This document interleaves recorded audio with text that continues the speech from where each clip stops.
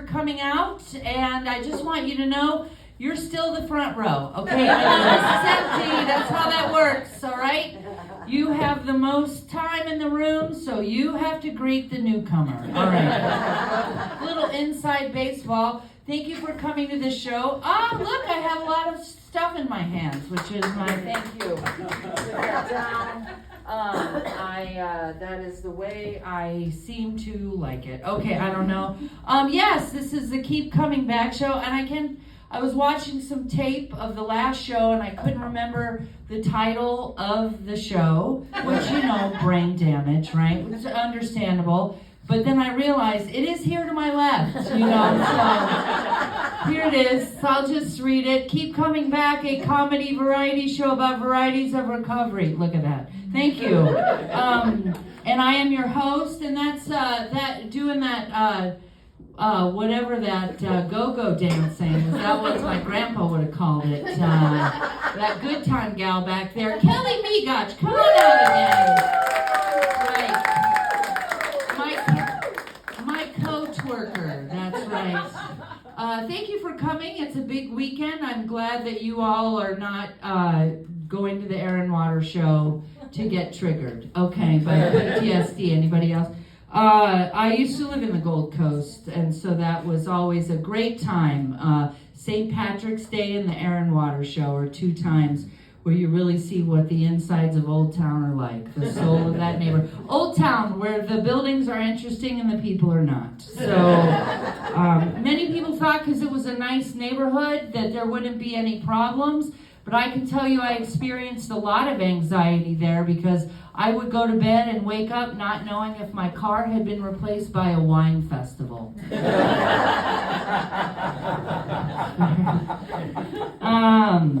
I was putting my outfit together as I do on many days. I usually put it together. Nobody dresses me, even though they may want to.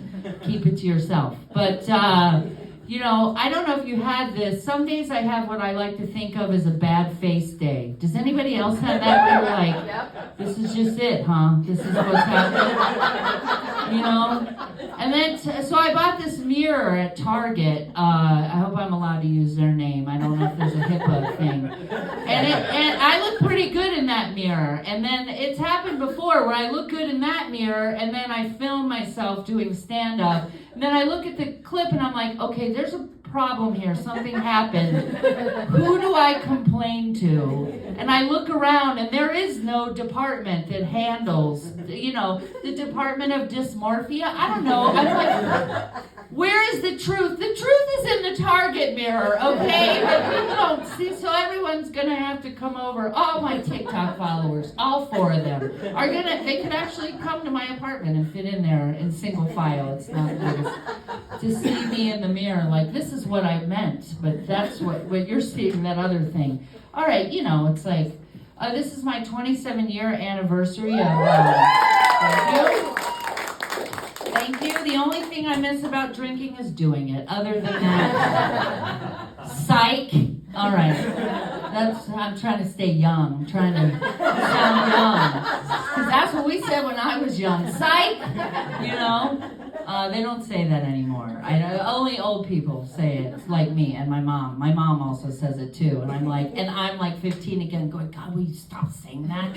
It's so embarrassing. And, but let's see. I'm sober, and I'm working in a treatment center right now. It's a lot of different disorders, which I found out I qualify for. It seems like most of them, really, because I really relate with all the patients. Oh, they don't, I have problems with my eating. I have problems with shopping. I have problems with media, with sex, all of it, No more drinking and drugs, but I still relate. And yesterday, I got to do stand-up for the adolescent program, which is just what I wanted. What's that? Blue Cross Blue Shield, I headline because I have a PPO, features or HMOs, okay? So it's like, all right, I don't quite know how, I didn't really know how to put a set together because I can't, it's not that I'm an overly blue comic, or that's what we call it when you have a lot of cursing or a lot of like, sexual or graphic material of some nature.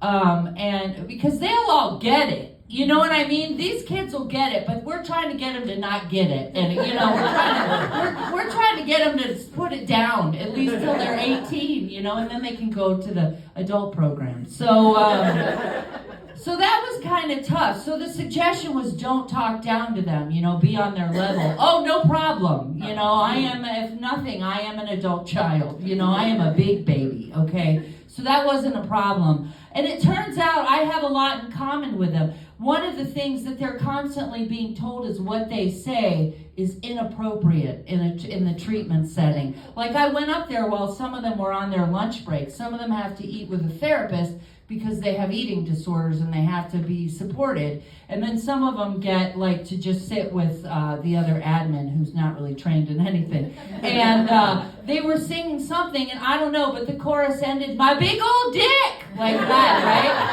And I was like, oh, gee, and I could hear the staff in the room go, "That's not appropriate for treatment." I'm like, wait, because you can't yell either, because like even though they're screaming, "My big old dick" at you, you can't yell at them because you might trigger them or trigger a lawsuit, one of the two, I don't know.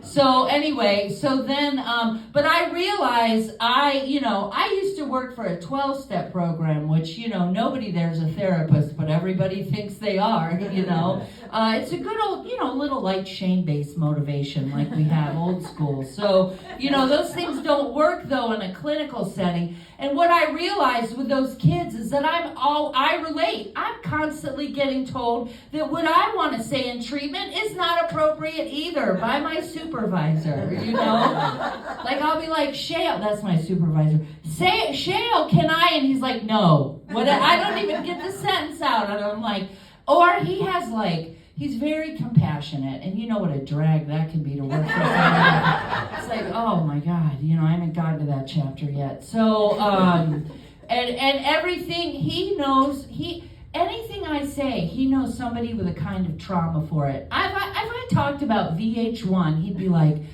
I know somebody who suffered horrible traumatic abuse during the VH1 marathon and the Y2K. So you really have to be sensitive about this kind of thing. I'm like, are you kidding me? You can't say split personality anymore. And anything I try to diagnose myself with, I'm just like, why are you late? It's split personality. We don't call it that anymore. All right. It's a different personality, I don't know what, okay, that was, I did get written up. I'm not written for being late, not for what I say, but so that was interesting. That's what I realized. I'm always getting, I always have to think about what I say. And I've been given that direction long before this job, but I'm just finally hearing it. I see a therapist, but I like to walk around and kind of listen when they're talking with each other, or in the supervision, to see what they say, to see if I can apply any diagnosis and suggestions to myself. So I feel like I'm cobbling together a little Frankenstein therapy, it's like, just a little, save myself a few bucks here and there, One of the things, now that I don't drink, what I've recognized over time, continuing to do the work, the work, which means something different for everybody, but we all call it the work anyway. That's your work, that's my work. Okay, nobody else gets the work. Nobody else has work to do.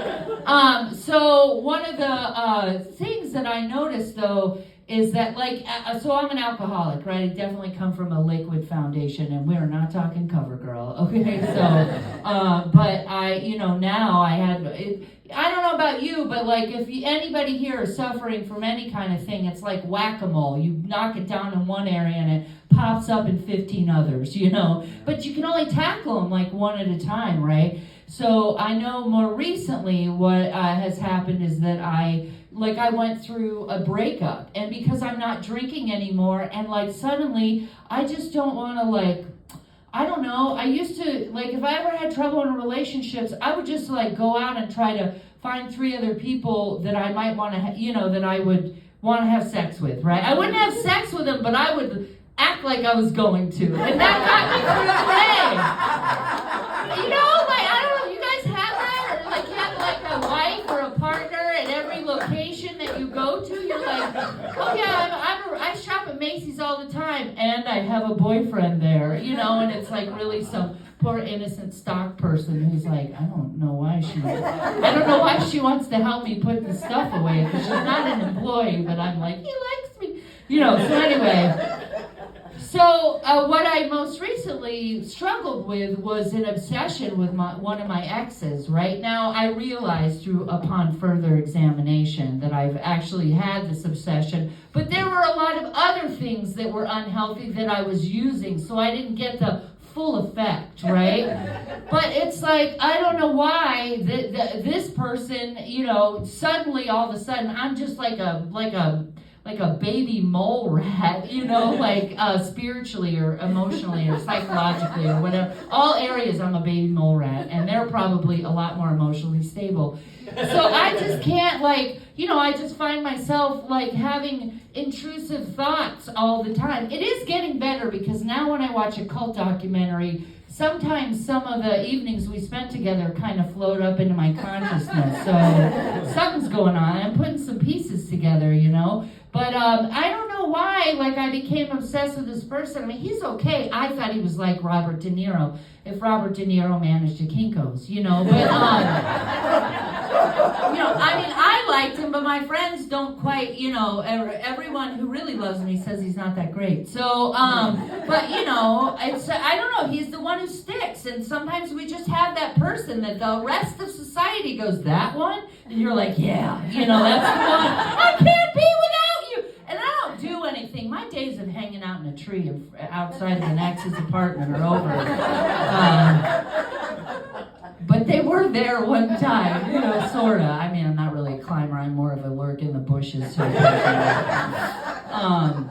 But, it's, I don't know why, but so I'm like, all right, I have to do work around it, and I have to exist in the feelings until they change, blah, blah, blah, wait for the miracle, and, as you do, and, but I don't know why, whatever it is, some people get really obsessed with, I gotta have that couch, sure, I'm gonna get evicted, but I have to have that couch, it'll be fine in the alley, I need that couch, whatever your thing is, right, I have to, I don't know, shoes, I have to shoot, I'm gonna tell my aunt, finally, that I don't like her wig, and the rest of the family's like, don't do it, but you're like, I gotta do it during Christmas dinner, but sometimes it's just, there's just so much pressure. It's for me, I have a day job, and then I'm in stand-up, and I'm like, I should be working on my material, and I gotta go out, and I do open mics, and I gotta practice, and I gotta network, and I gotta be shown, I gotta have 15 million clips a day, and, stuff like that, but then I also have to, I